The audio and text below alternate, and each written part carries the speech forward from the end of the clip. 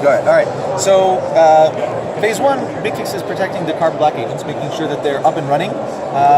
With phase two, Carbon Black is now doing some of that for us as well. So with Carbon Black's protection product, they have a tamper protection capability whereby they are now protecting the Bigfix client to ensure that it is up and running. So if you try to, for instance, end the Bigfix client process, typically or normally this would be allowed for any user that had administrative access. Here we have administrative access, but this is actually being prevented through Carbon Black Protection's tamper protection capability. Are you able to like reset the services, like the Bez client service?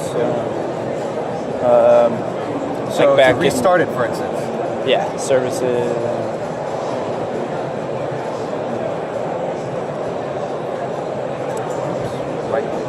Like you're able to kill it there, restart it, reset it.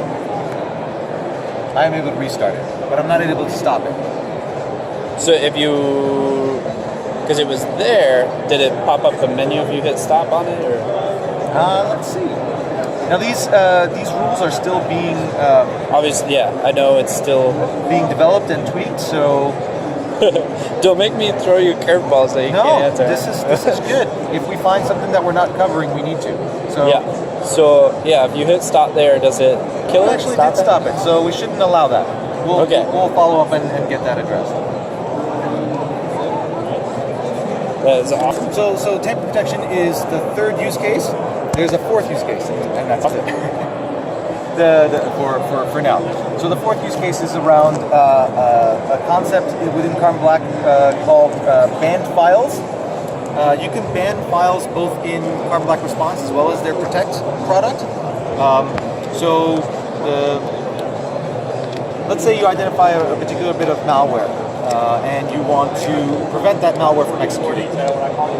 You can ban a file from executing or from being modified through Carbon Black Protection, for instance. Yeah. And what customers have subsequently requested is for the ability to go in and delete that banned file.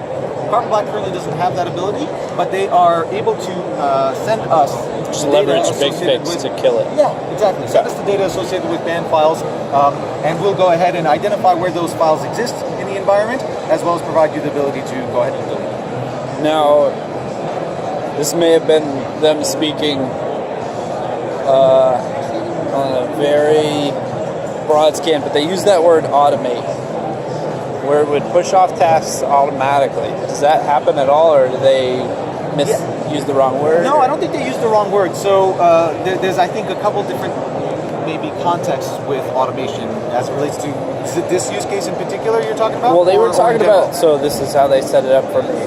And like I said, they may have used the wrong vocabulary. Okay. But if you detected something on Carbon Black or with Carbon Black, so you have an application that ran malware, blah, blah, blah. It picked it up, it sends it to Bigfix. Bigfix then patches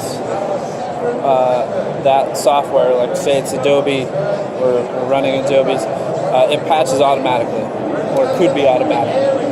It could be automatic, but it would take some customization to do that. So it's not something I've ever heard being able to be done, especially with Bigfix.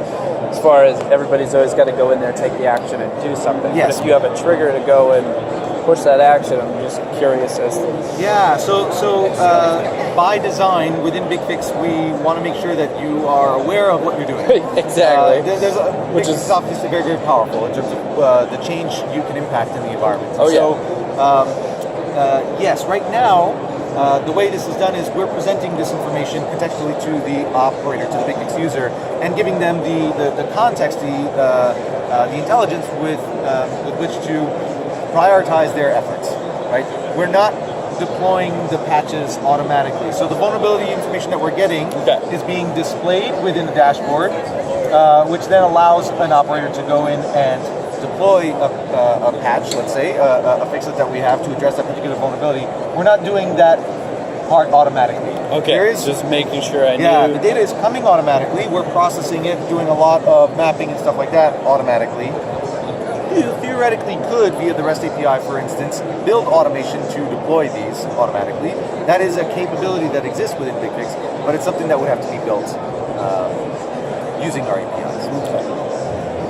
Same with the banned files, although there is a little bit of automation there, in that Carbon Black is automatically creating fixlets within Bigfix for banned files. There's some configurable elements around how that's done.